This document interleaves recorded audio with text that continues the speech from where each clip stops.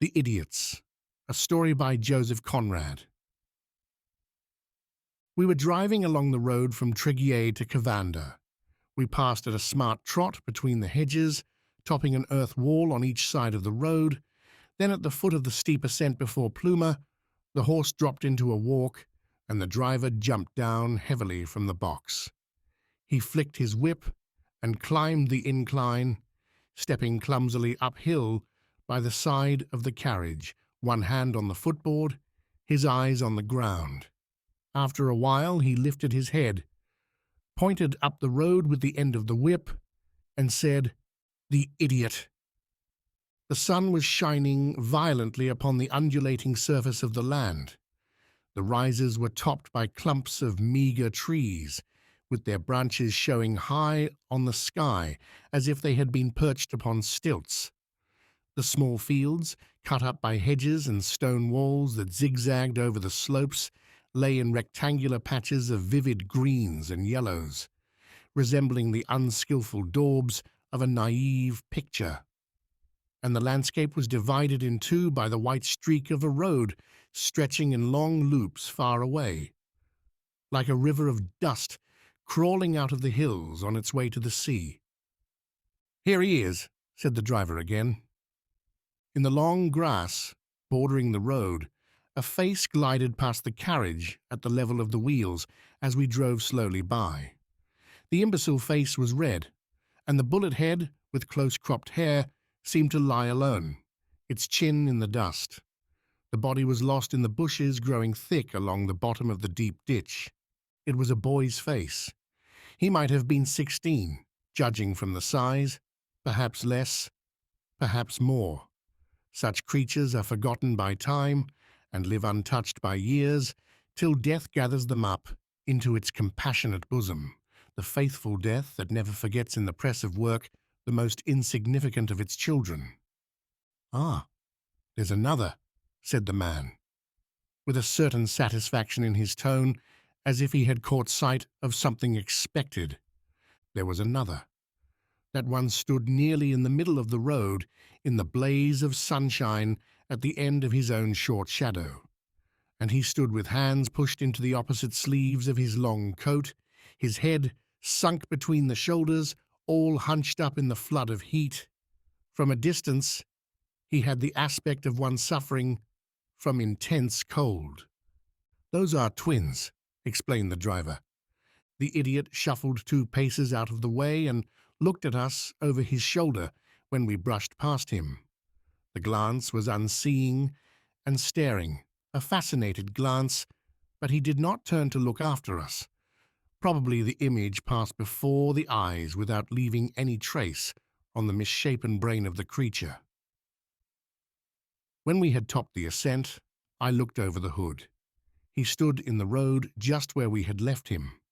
The driver clambered into his seat, clicked his tongue, and we went downhill. The breaker squeaked horribly from time to time. At the foot, he eased off the noisy mechanism and said, turning half round on his box, "We shall see some more of them by and by." "More idiots? How many of them are there, then?" I asked. "There's 4 of them, children of a farmer, near Pluma here. The parents are dead now," he added after a while. "The grandmother lives on the farm. In the daytime they knock about on this road, and they come home at dusk along with the cattle. It's a good farm." We saw the other 2, a boy and a girl, as the driver said. They were dressed exactly alike, in shapeless garments with petticoat-like skirts. The imperfect thing that lived within them moved those beings to howl at us from the top of the bank, where they sprawled amongst the tough stalks of firs. Their cropped black heads stuck out from the bright yellow wall of countless small blossoms. The faces were purple with the strain of yelling.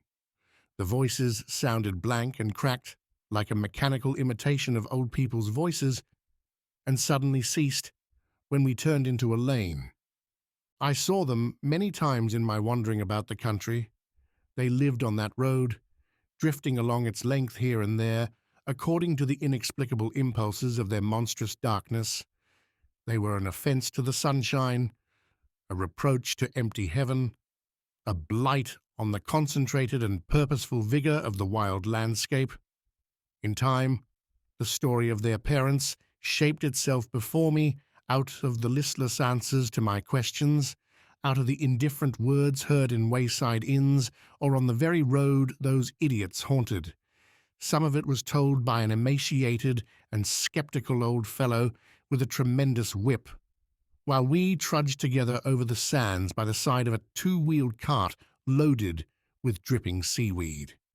Then at other times other people confirmed and completed the story, till it stood at last before me, a tale formidable and simple, as they always are, those disclosures of obscure trials endured by ignorant hearts.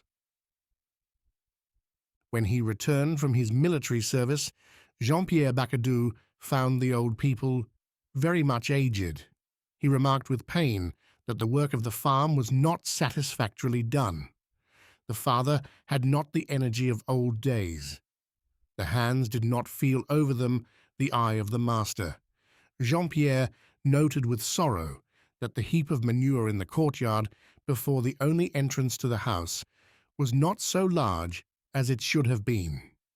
The fences were out of repair, and the cattle suffered from neglect. At home the mother was practically bedridden, and the girls chattered loudly in the big kitchen, unrebuked from morning to night.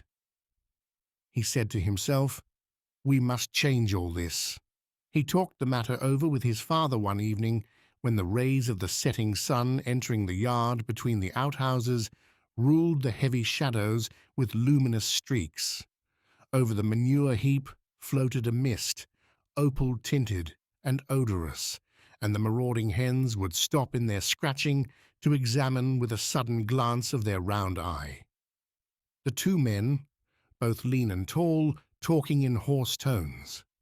The old man, all twisted with rheumatism and bowed with years of work. The younger, bony and straight, spoke without gestures in the indifferent manner of peasants, grave and slow. But before the sun had set, the father had submitted to the sensible arguments of the son. "It is not for me that I am speaking," insisted Jean-Pierre. "It is for the land. It's a pity to see it badly used. I am not impatient for myself." The old fellow nodded over his stick. I dare say," he muttered. "You may be right. Do what you like. It's the mother that will be pleased." The mother was pleased with her daughter-in-law. Jean-Pierre brought the two-wheeled spring cart with a rush into the yard. The grey horse galloped clumsily, and the bride and bridegroom, sitting side by side, were jerked backwards and forwards by the up-and-down motion of the shafts in a manner regular and brusque. On the road, the distanced wedding guests straggled in pairs and groups. The men advanced with heavy steps, swinging their idle arms. They were clad in town clothes, jackets cut with clumsy smartness, hard black hats, immense boots, polished highly. Their women all in simple black, with white caps and shawls of faded tints folded triangularly on the back, strode lightly by their side. In front, the violin sang a strident tune, and the biniou snored and hummed, while the player capered solemnly, lifting high his heavy clogs. The sombre procession drifted in and out of the narrow lanes, through sunshine and through shade, between fields and hedgerows, scaring the little birds that darted away in troops right and left. In the yard of Bacadou's farm, the dark ribbon wound itself up into a mass of men and women, pushing at the door with cries and greetings. The wedding dinner was remembered for months. It was a splendid feast in the orchard. Farmers of considerable means and excellent repute were to be found sleeping in deutsches all along the road to Tréguier, even as late as the afternoon of the next day. All the countryside participated in the happiness of Jean-Pierre. He remained sober and, together with his quiet wife, kept out of the way, letting father and mother reap their due of honour and thanks. But the next day he took hold strongly, and the old folks felt a shadow, precursor of the grave, fall upon them finally. The world is to the young. When the twins were born, there was plenty of room in the house, for the mother of Jean-Pierre had gone away to dwell under a heavy stone in the cemetery of Plumas. On that day, for the first time since his son's marriage, the elder Bacadou, neglected by the cackling lot of strange women who thronged the kitchen, left in the morning his seat under the mantel of the fireplace and went into the empty cowhouse, shaking his white locks dismally. Grandsons were all very well, but he wanted his soup at midday. When shown the babies, he stared at them with a fixed gaze and muttered something like, "It's too much," whether he meant too much happiness or simply commented upon the number of his descendants, it is impossible to say. He looked offended, as far as his old wooden face could express anything, and for days afterwards could be seen, almost any time of the day, sitting at the gate with his nose over his knees, a pipe between his gums, and gathered up into a kind of raging, concentrated sulkiness. Once he spoke to his son, alluding to the newcomers with a groan. "They will quarrel over the land." "Don't bother about that, father," answered Jean-Pierre stolidly, and passed bent double, towing a recalcitrant cow over his shoulder. He was happy, and so was Susan, his wife. It was not an ethereal joy, welcoming new souls to struggle, perchance to victory. In 14 years both boys would be a help, and later on, Jean-Pierre pictured 2 big sons striding over the land from patch to patch, wringing tribute from the earth, beloved and fruitful. Susan was happy too, for she did not want to be spoken of as the unfortunate woman, and now she had children, no one could call her that. Both herself and her husband had seen something of the larger world, he during the time of his service, while she had spent a year or so in Paris with a Breton family, but had been too homesick to remain longer away from the hilly and green country, set in a barren circle of rocks and sands where she had been born. She thought that one of the boys ought perhaps to be a priest, but said nothing to her husband, who was a Republican and hated the crows, as he called the ministers of religion. The christening was a splendid affair. All the commune came to it, for the Bacadous were rich and influential, and now and then did not mind the expense. The grandfather had a new coat. Some months afterwards, one evening, when the kitchen had been swept and the door locked, Jean-Pierre, looking at the cot, asked his wife, "What's the matter with those children?" And as if these words, spoken calmly, had been the portent of misfortune, she answered with a loud wail that must have been heard across the yard in the pigsty. For the pigs, the Bacadous had the finest pigs in the country, stirred and grunted complainingly in the night. The husband went on grinding his bread and butter slowly, gazing at the wall, the soup plates smoking under his chin. He had returned late from the market, where he had overheard, not for the first time, whispers behind his back. He revolved the words in his mind as he drove back. Simple, both of them. Never any use. Well, maybe, one must see, would ask his wife. This was her answer. He felt like a blow on his chest, but said only, "Go, draw me some cider. I am thirsty." She went out moaning, an empty jug in her hand. Then he arose, took up the light, and moved slowly towards the cradle. They slept.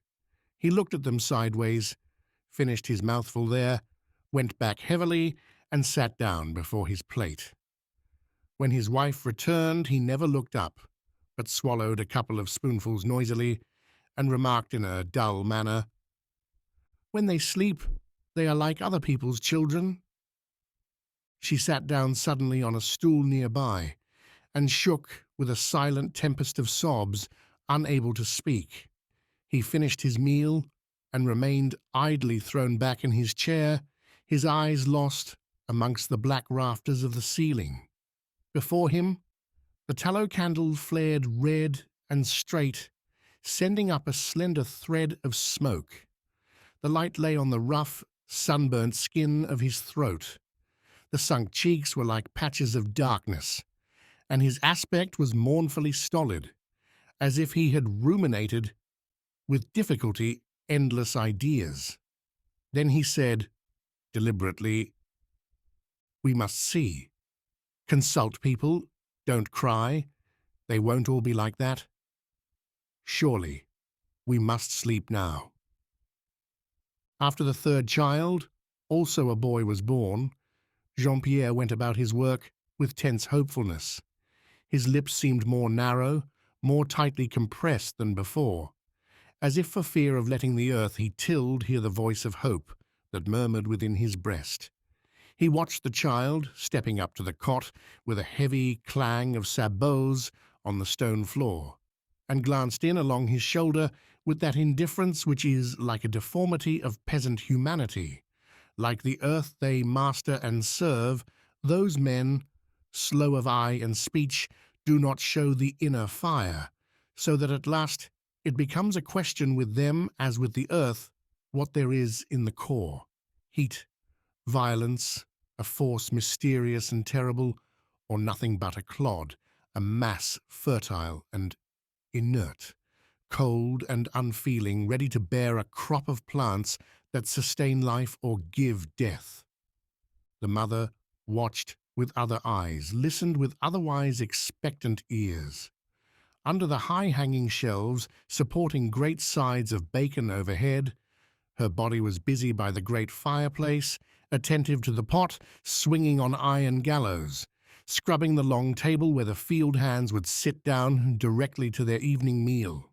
Her mind remained by the cradle, night and day on the watch, to hope and suffer. That child, like the other two, never smiled, never stretched its hands to her, never spoke, never had a glance of recognition for her in its big black eyes, which could only stare fixedly at any glitter, but failed hopelessly to follow the brilliance of a sun ray slipping slowly along the floor. When the men were at work, she spent long days between her 3 idiot children and the childish grandfather, who sat grim, angular, and immovable, with his feet near the warm ashes of the fire. The feeble old fellow seemed to suspect that there was something wrong with his grandsons. Only once, moved either by affection or by the sense of proprieties, he attempted to nurse the youngest. He took the boy up from the floor, clicked his tongue at him, and essayed a shaky gallop of his bony knees. Then he looked closely with his misty eyes at the child's face and deposited him down gently on the floor again. And he sat, his lean shanks crossed, nodding at the steam escaping from the cooking pot with a gaze senile and worried. Then mute affliction dwelt in Bacadou's farmhouse, sharing the breath and the bread of its inhabitants. And the priest of the Plumer parish had great cause for congratulation. He called upon the rich landowner, the Marquis de Chavans, on purpose to deliver himself with joyful unction of solemn platitudes about the inscrutable ways of Providence. In the vast dimness of the curtained drawing-room, the little man, resembling a black bolster, leaned towards a couch, his hat on his knees, and gesticulated with a fat hand at the elongated, gracefully flowing lines of the clear Parisian toilette from which the half-amused, half-bored Marquis listened with gracious languor. He was exulting and humble, proud and awed. The impossible had come to pass. Jean-Pierre Bacadou, the enraged Republican farmer, had been to Mass last Sunday, had proposed to entertain the visiting priests at the next festival of Plumard. It was a triumph for the Church and for the good cause. I thought I would come at once to tell Monsieur le Marquis. I know how anxious he is for the welfare of our country, declared the priest, wiping his face. He was asked to stay to dinner. The Chevans returning that evening, after seeing their guest to the main gate of the park, discussed the matter while they strolled in the moonlight, trailing their long shadows up the straight avenue of chestnuts. The Marquise, a royalist of course, had been mayor of the commune which includes Plumard, the scattered hamlets of the coast, and the stony islands that fringe the yellow flatness of the sands. He had felt his position insecure, for there was a strong Republican element in that part of the country, but now the conversion of Jean-Pierre made him safe. He was very pleased. You have no idea how influential those people are, he explained to his wife. Now, I am sure the next communal election will go all right. I shall be re-elected. Your ambition is perfectly insatiable, Charles, exclaimed the Marquise gaily. But, ma chère amie, argued the husband, seriously, it's most important that the right man should be mayor this year, because of the elections to the chamber. If you think it amuses me. Jean-Pierre had surrendered to his wife's mother. Madame Levaille was a woman of business, known and respected within a radius of at least 15 miles. Thick-set and stout, she was seen about the country, on foot or in an acquaintance's cart, perpetually moving, in spite of her 58 years, in steady pursuit of business. She had houses in all the hamlets, she worked quarries of granite, she freighted coasters with stone, even traded with the Channel Islands. She was broad-cheeked, wide-eyed, persuasive in speech, carrying her point with the placid and invincible obstinacy of an old woman who knows her own mind. She very seldom slept for 2 nights together in the same house, and the wayside inns were the best places to inquire in as to her whereabouts. She had either passed or was expected to pass there at 6, or somebody, coming in, had seen her in the morning or expected to meet her that evening. After the inns that command the roads, the churches were the buildings she frequented most. Men of liberal opinions would induce small children to run into sacred edifices to see whether Madame Levaille was there, and to tell her that so-and-so was in the road waiting to speak to her about potatoes, or flour, or stones, or houses, and she would curtail her devotions, come out blinking and crossing herself into the sunshine, ready to discuss business matters in a calm, sensible way across a table in the kitchen of the inn opposite. Latterly she had stayed for a few days several times with her son-in-law, arguing against sorrow and misfortune with composed face and gentle tones. Jean-Pierre felt the convictions imbibed in the regiment torn out of his breast, not by arguments, but by facts. Striding over his fields, he thought it over. There were 3 of them, 3, all alike. Why? Such things did not happen to everybody, to nobody he ever heard of. 1 might pass. But 3, all 3, forever useless, to be fed while he lived, and what would become of the land when he died? This must be seen to. He would sacrifice his convictions. One day he told his wife, "See what your God will do for us. Pay for some masses." Susan embraced her man. He stood unbending, then turned on his heels and went out. But afterwards, when a black soutane darkened his doorway, he did not object. Even offered some cider himself to the priest. He listened to the talk meekly, went to Mass between the 2 women, accomplished what the priest called his religious duties at Easter. That morning he felt like a man who had sold his soul. In the afternoon He fought ferociously with an old friend and neighbor who had remarked that the priests had the best of it and were now going to eat the priest-eater. He came home disheveled and bleeding, and happening to catch sight of his children. They were kept generally out of the way, cursed and swore incoherently, banging the table. Susan wept. Madame Levail sat, serenely unmoved. She assured her daughter that it will pass, and taking up her thick umbrella, departed in haste to see after a schooner she was going to load with granite from her quarry. A year or so afterwards, the girl was born. A girl.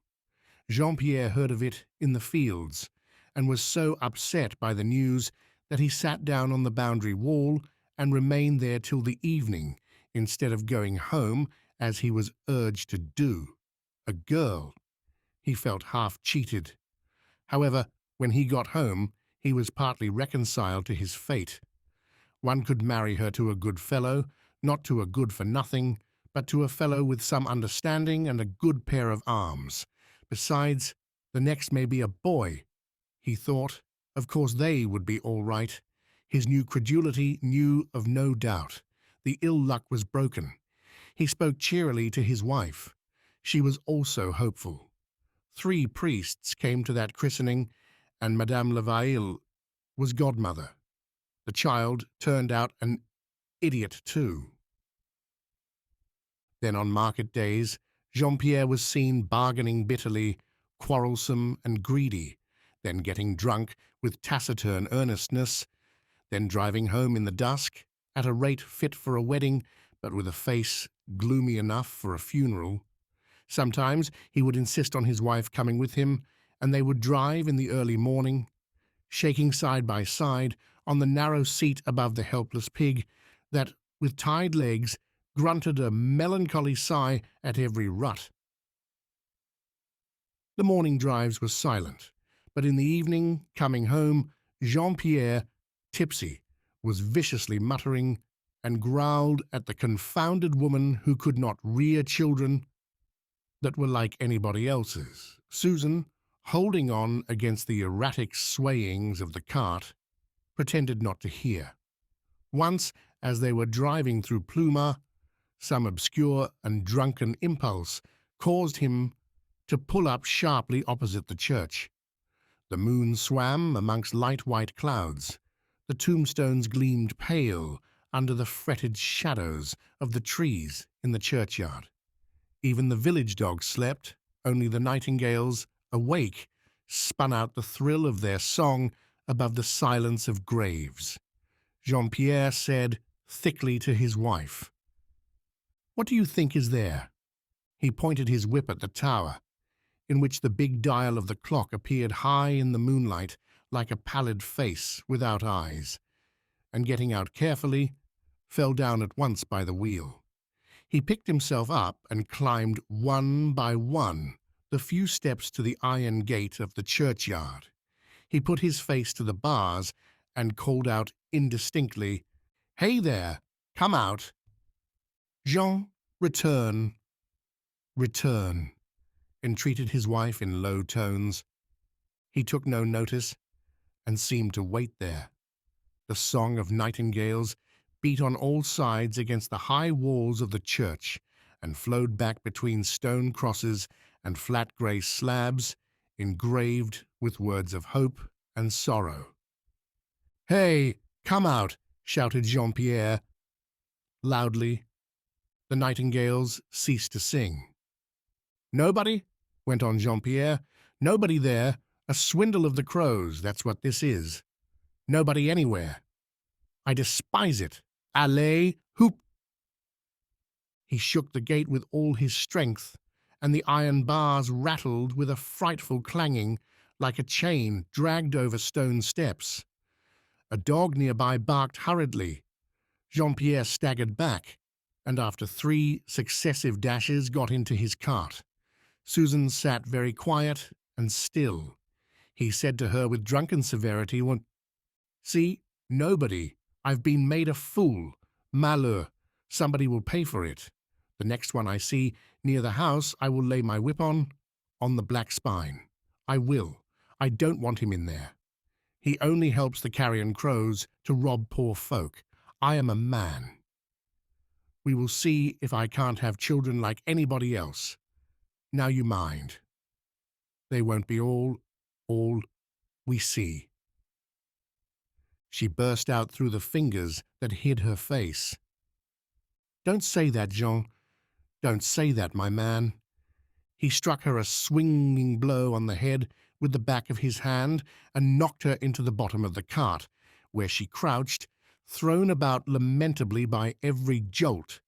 He drove furiously, standing up, brandishing his whip, shaking the reins over the grey horse that galloped ponderously, making the heavy harness leap upon his broad quarters. The country rang clamorous in the night, with the irritated barking of farm dogs that followed the rattle of wheels all along the road. A couple of belated wayfarers had only just time to step into the ditch. At his own gate he caught the post and was shot out of the cart head first. The horse went on slowly to the door. At Susan's piercing cries, the farm hands rushed out. She thought him dead, but he was only sleeping where he fell, and cursed his men, who hastened to him for disturbing his slumbers. Autumn came. The clouded sky descended low upon the black contours of the hills, and the dead leaves danced in spiral whirls under naked trees, till the wind, sighing profoundly, laid them to rest in the hollows of bare valleys. And from morning till night one could see all over the land black denuded boughs, the boughs gnarled and twisted, as if contorted with pain, swaying sadly between the wet clouds and the soaked earth. The clear and gentle streams of summer days rushed discoloured and raging at the stones that barred the way to the sea with the fury of madness bent upon suicide. From horizon to horizon, the great road to the sands lay between the hills in a dull glitter of empty curves, resembling an unnavigable river of mud. Jean-Pierre went from field to field, moving blurred and tall in the drizzle, or striding on the crests of rises, lonely and high upon the grey curtain of drifting clouds, as if he had been pacing along the very edge of the universe. He looked at the black earth, at the earth mute and promising, at the mysterious earth doing its work of life in death-like stillness under the veiled sorrow of the sky. And it seemed to him that to a man worse than childless there was no promise in the fertility of fields, that from him the earth escaped, defied him, frowned at him like the clouds, sombre and hurried above his head, having to face alone his own field. He felt the inferiority of man who passes away before the clod that remains. Must he give up the hope of having by his side a son who would look at the turned-up sods with a master's eye? A man that would think as he thought, that would feel as he felt, a man who would be part of himself and yet remain to trample masterfully on that earth when he was gone. He thought of some distant relations and felt savage enough to curse them aloud. They never. He turned homewards, going straight at the roof of his dwelling, visible between the enlaced skeletons of trees. As he swung his legs over the stile, a cawing flock of birds settled slowly on the field, dropped down behind his back, noiseless and fluttering, like flakes of soot. That day, Madame Levaille had gone early in the afternoon to the house she had near Kervagnon. She had to pay some of the men who worked in her granite quarry there, and she went in good time because her little house contained a shop where the workmen could spend their wages without the trouble of going to town. The house stood alone amongst rocks. A lane of mud and stones ended at the door. The sea winds coming ashore on Stonecutter's Point, fresh from the fierce turmoil of the waves, howled violently at the unmoved heaps of black boulders, holding up steadily short-armed, high crosses against the tremendous rush of the invisible. In the sweep of gales, The sheltered dwelling stood in a calm, resonant, and disquieting, like the calm in the center of a hurricane. On stormy nights, when the tide was out, the Bay of Fougères, 50 feet below the house, resembled an immense black pit, from which ascended mutterings and sighs as if the sands down there had been alive and complaining. At high tide, the returning water assaulted the ledges of rock in short rushes, ending in bursts of livid light and columns of spray that flew inland, stinging to death the grass of pastures. The darkness came from the hills, flowed over the coast, put out the red fires of sunset, and went on to seaward pursuing the retiring tide. The wind dropped with the sun, leaving a maddened sea and a devastated sky. The heavens above the house seemed to be draped in black rags, held up here and there by pins of fire. Madame Levaille, for this evening, the servant of her own workmen, tried to induce them to depart. An old woman like me ought to be in bed at this late hour, she good-humouredly repeated. The quarrymen drank, asked for more. They shouted over the table as if they had been talking across a field.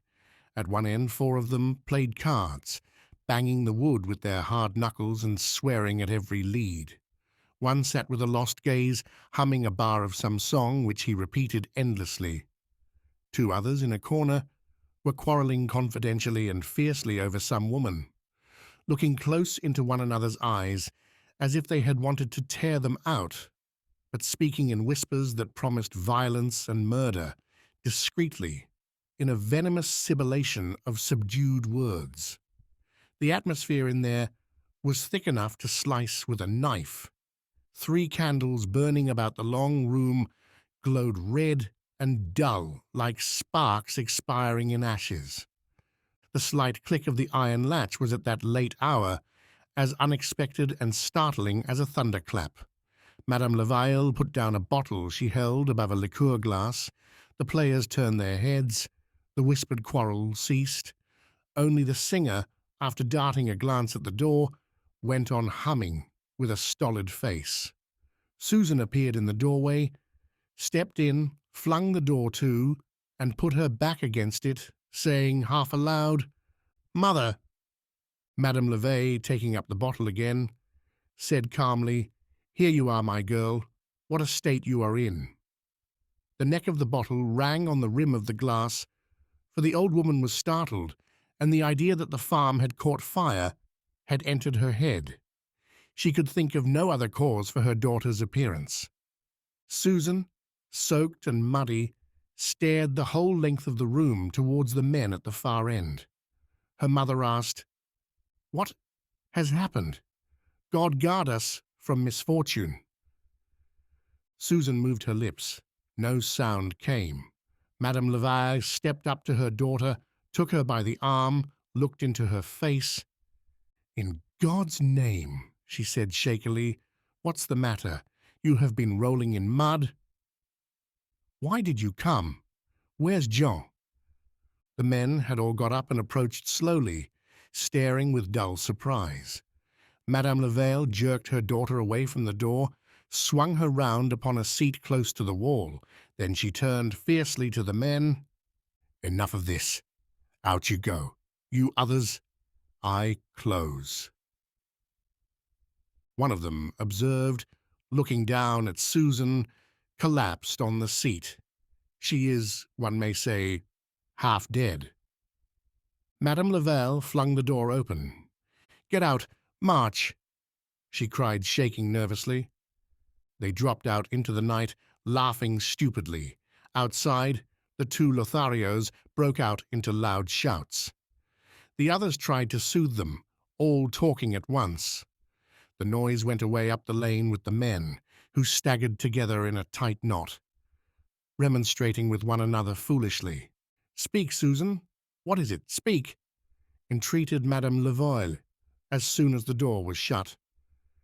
Susan pronounced some incomprehensible words, glaring at the table.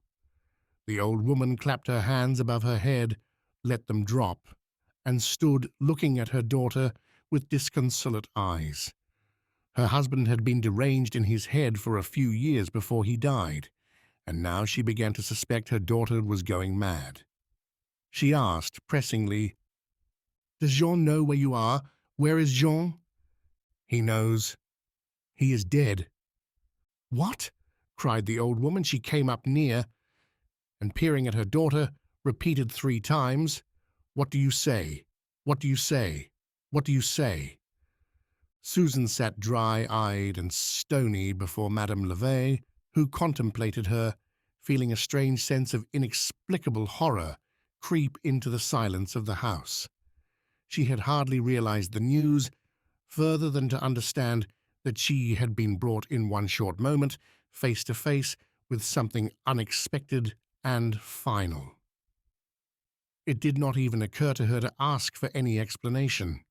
She thought, accident, terrible accident. Blood to the head, fell down a trap door in the loft. She remained there, distracted and mute, blinking her old eyes. Suddenly, Susan said, "I have killed him."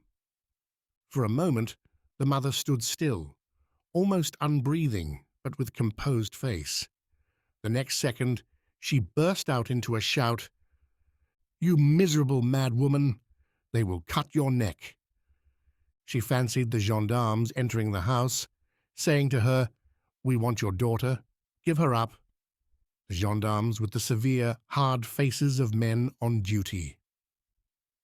She knew the brigadier well, an old friend, familiar and respectful, saying heartily, "To your good health, madame," before lifting to his lips the small glass of cognac, out of the special bottle she kept for friends.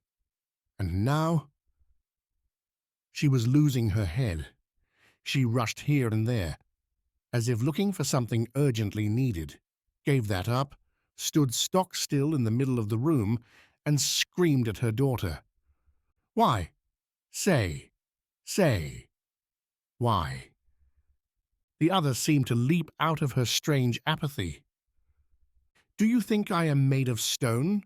she shouted back, striding towards her mother. "No, it's impossible," said Madame Levay, in a convinced tone.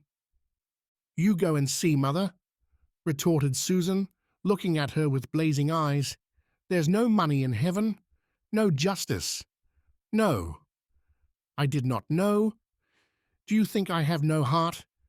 Do you think I have never heard people jeering at me, pitying me, wondering at me? Do you know how some of them were calling me?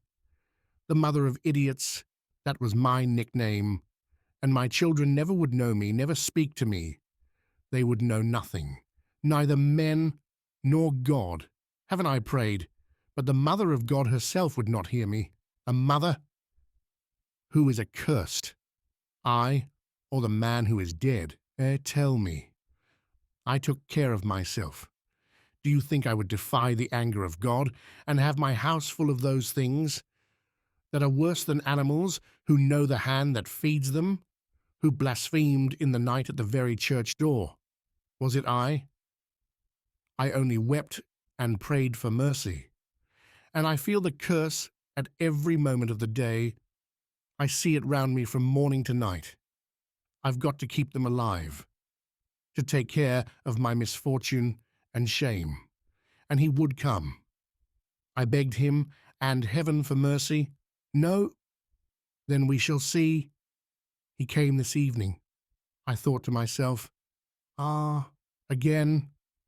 I had my long scissors. I heard him shouting. I saw him near. I must I? Then take. And I struck him in the throat above the breastbone. I never heard him even sigh.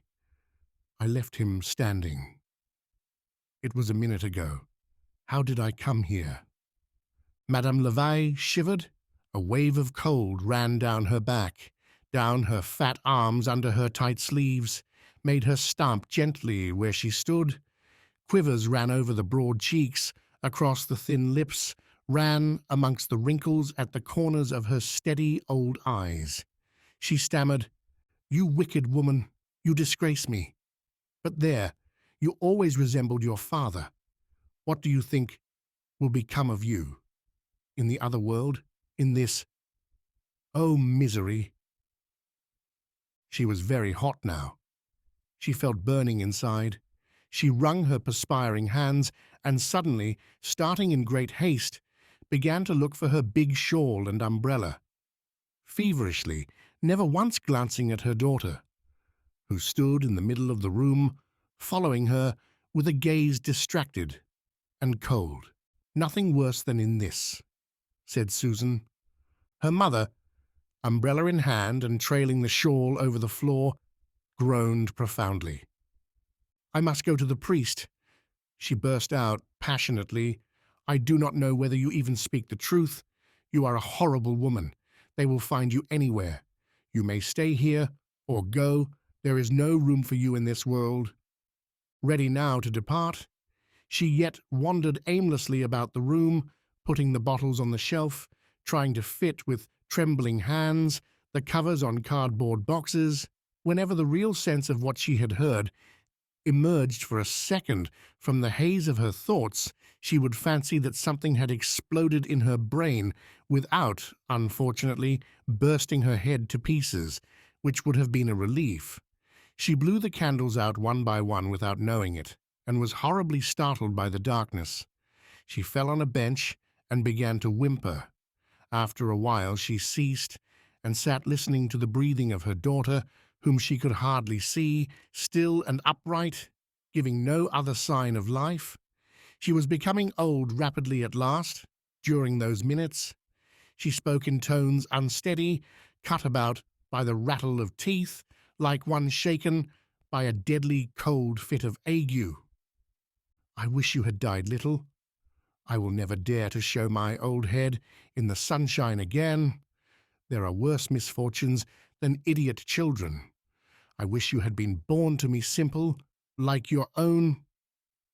She saw the figure of her daughter pass before the faint and livid clearness of a window. Then it appeared in the doorway for a second, and the door swung to with a clang. Madame Levaille, as if awakened by the noise from a long nightmare, rushed out. "Susan!" she shouted from the doorstep. She heard a stone roll a long time down the declivity of the rocky beach above the sands.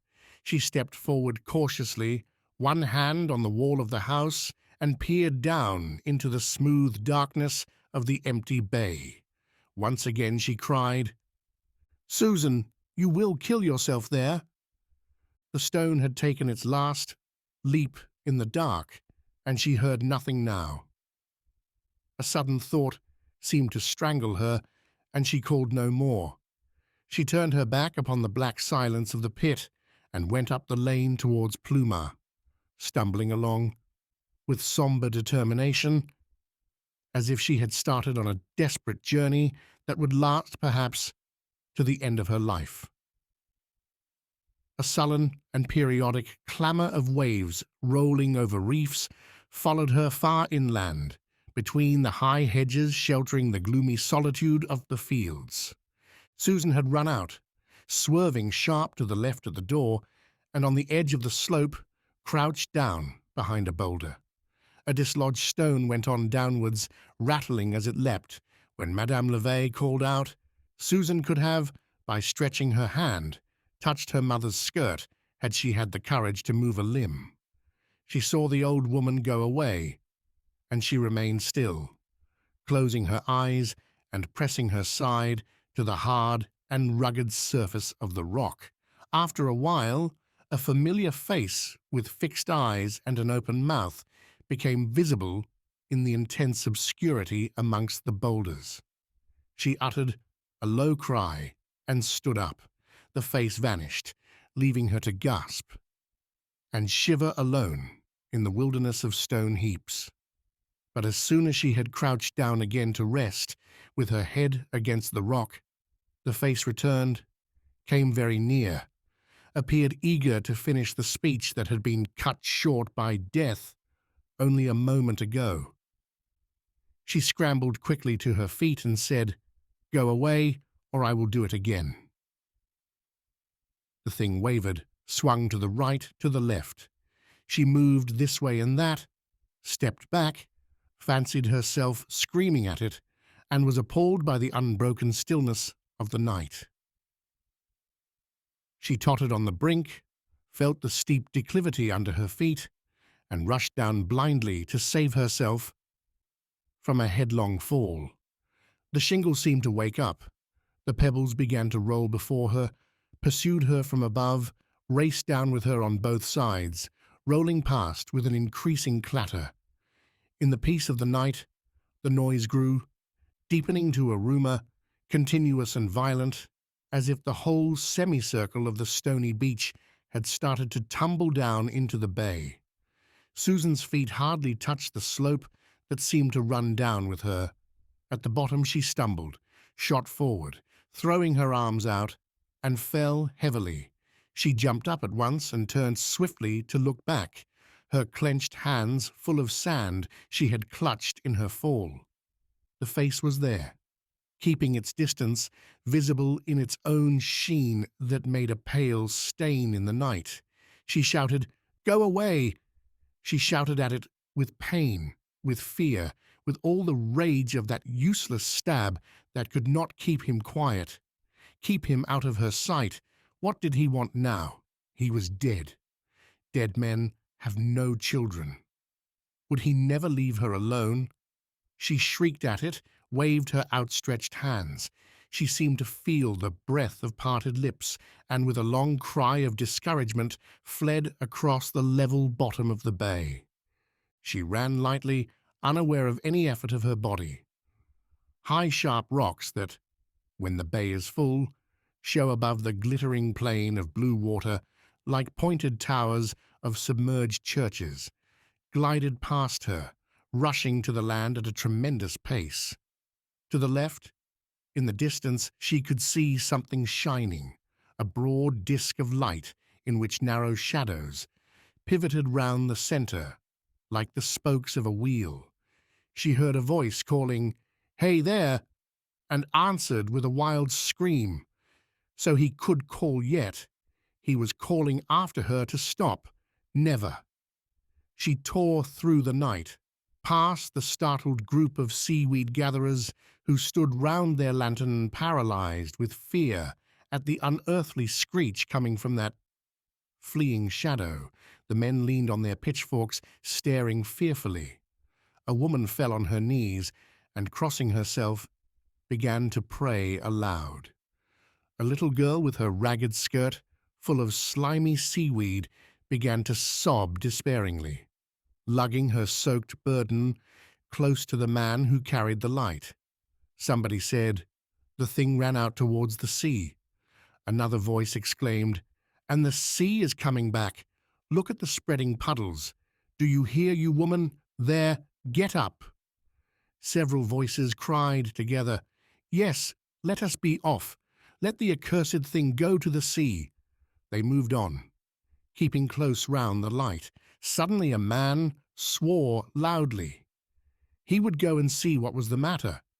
It had been a woman's voice. He would go. There were shrill protests from women, but his high form detached itself from the group and went off running. They sent an unanimous call of scared voices after him. A word, insulting and mocking, came back, thrown at them through the darkness. A woman moaned. An old man said gravely, "Such things ought to be left alone." They went on slower, shuffling in the yielding sand and whispering to one another that Milo feared nothing, having no religion, but that it would end badly some day. Susan met the incoming tide by the Raven Islet and stopped, panting, with her feet in the water. She heard the murmur and felt the cold caress of the sea, and, calmer now, could see the sombre and confused mass of the Raven on one side, and on the other the long white streak of Moline sands that are left high above the dry bottom of Fougere Bay at every ebb. She turned round and saw far away, along the starred background of the sky, the ragged outline of the coast. Above it, nearly facing her, appeared the tower of Plumar Church, a slender and tall pyramid shooting up dark and pointed into the clustered glitter of the stars. She felt strangely calm. She knew where she was and began to remember how she came there and why. She peered into the smooth obscurity near her. She was alone. There was nothing there, nothing near her, either living or dead. The tide was creeping in quietly, putting out long, impatient arms of strange rivulets that ran towards the land between ridges of sand. Under the night, the pools grew bigger with mysterious rapidity, while the great sea, yet far off, thundered in a regular rhythm along the indistinct line of the horizon. Susan splashed her way back for a few yards without being able to get clear of the water that murmured tenderly all around, and suddenly, with a spiteful gurgle, nearly took her off her feet. Her heart thumped with fear. This place was too big and too empty to die in. Tomorrow they would do with her what they liked, but before she died she must tell the gentleman in black clothes, that there are things no woman can bear. She must explain how it happened. She splashed through a pool, getting wet to the waist, too preoccupied to care. She must explain. He came in the same way as ever, and said just so. Do you think I'm going to leave the land to those people from Morbihan that I do not know? Do you? We shall see. Come along, you creature of mischance. And he put his arms out. Then, monsieur, I said, before God, never. And he said, striding at me with open palms, there is no God to hold me. Do you understand, you useless carcass? I will do what I like. And he took me by the shoulders. Then I, monsieur, called to God for help. And next minute, while he was shaking me, I felt my long scissors in my hand. His shirt was unbuttoned, and by the candlelight I saw the hollow of his throat. I cried, let go. He was crushing my shoulders. He was strong, my man was. Then I thought, no. Must I? Then take. And I struck in the hollow place. I never saw him fall.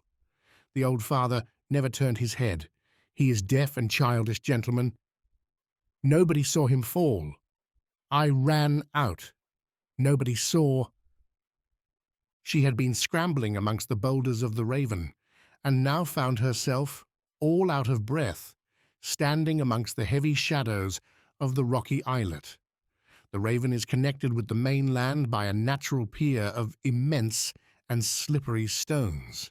She intended to return home that way. Was he still standing there? At home. Home. 4 idiots and a corpse. She must go back and explain. Anybody would understand. Below her, the night or the sea seemed to pronounce distinctly. Aha! I see you at last. She started, slipped, fell, and without attempting to rise, listened, terrified. She heard heavy breathing, a clatter of wooden clogs. It stopped. Where the devil did you pass? Said an invisible man, hoarsely. She held her breath. She recognized the voice. She had not seen him fall. Was he pursuing her there, dead? Or perhaps alive? She lost her head. She cried from the crevice where she lay huddled. Never, never. Ah, you are still there. You led me a fine dance. Wait, my beauty. I must see how you look after all this. You wait. Milot was stumbling, laughing, swearing meaninglessly out of pure satisfaction, pleased with himself for having run down that fly-by-night. As if there were such things as ghosts. Bah! It took an old African soldier to show those clodhoppers. But it was curious. Who the devil was she? Susan listened, crouching. He was coming for her, this dead man. There was no escape. What a noise he made amongst the stones. She saw his head rise up, then the shoulders. He was tall, her own man. His long arms waved about, and it was his own voice sounding a little strange because of the scissors. She scrambled out quickly, rushed to the edge of the causeway, and turned round. The man stood still on a high stone, detaching himself in dead black on the glitter of the sky. "Where are you going to?" he called roughly.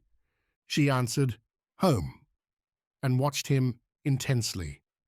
He made a striding, clumsy leap onto another boulder and stopped again, balancing himself, then said, "Ha!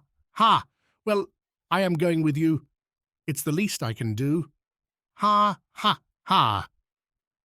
She stared at him till her eyes seemed to become glowing coals that burned deep into her brain, and yet she was in mortal fear of making out the well-known features. Below her, the sea lapped softly against the rock with a splash continuous and gentle. The man said, advancing another step, "I am coming for you. What do you think?" She trembled. Coming for her. There was no escape, no peace, no hope. She looked round despairingly. Suddenly, the whole shadowy coast, the blurred islets, the heaven itself, swayed about twice, then came to a rest. She closed her eyes and shouted, "Can't you wait till I'm dead?" She was shaken by a furious hate for that shade that pursued her in this world, unappeased even by death in its longing for an heir that would be like other people's children. "Hey, what?" said Milo, keeping his distance prudently. He was saying to himself, "Look out, some lunatic. An accident happens soon." She went on wildly. "I want to live alone, for a week, for a day. I must explain to them. I would tear you to pieces. I would kill you 20 times over, rather than let you touch me while I live. How many times must I kill you, you blasphemer? Satan sends you here. I am damned too." "Come," said Milo, alarmed and conciliating. "I am perfectly alive." "Oh my God!" She had screamed, "Alive!" and at once vanished before his eyes, as if the islet itself had swerved aside from under her feet. Milo rushed forward and fell flat, with his chin over the edge. Far below he saw the water whitened by her struggles, and heard one shrill cry for help that seemed to dart upwards along the perpendicular face of the rock, and soar past, straight into the high and impassive heaven. Madame Levay sat dry-eyed on the short grass of the hillside with her thick legs stretched out, and her old feet turned up in their black cloth shoes. Her clogs stood nearby, and further off the umbrella lay on the withered sward like a weapon dropped from the grasp of a vanquished warrior. The Marquis of Chavannes on horseback, one gloved hand on thigh, looked down at her as she got up laboriously. With groan, on the narrow track of the Seaweed carts, 4 men were carrying inland Susan's body on a hand-barrow, while several others straggled listlessly behind. Madame Levail looked after the procession. "Yes, Monsieur le Marquis," she said dispassionately, in her usual calm tone of a reasonable old woman. "There are unfortunate people on this earth. I had only one child, only one, and they won't bury her in consecrated ground." Her eyes filled suddenly, and a short shower of tears rolled down the broad cheeks. She pulled the shawl close about her. The Marquis leaned slightly over in his saddle and said, "It is very sad. You have all my sympathy. I shall speak to the curé. She was unquestionably insane, and the fall was accidental. Milo says so distinctly. Good day, madam."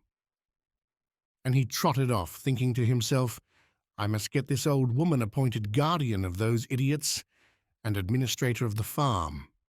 It would be much better than having here one of those other Bacadous, probably a Red Republican, corrupting my commune."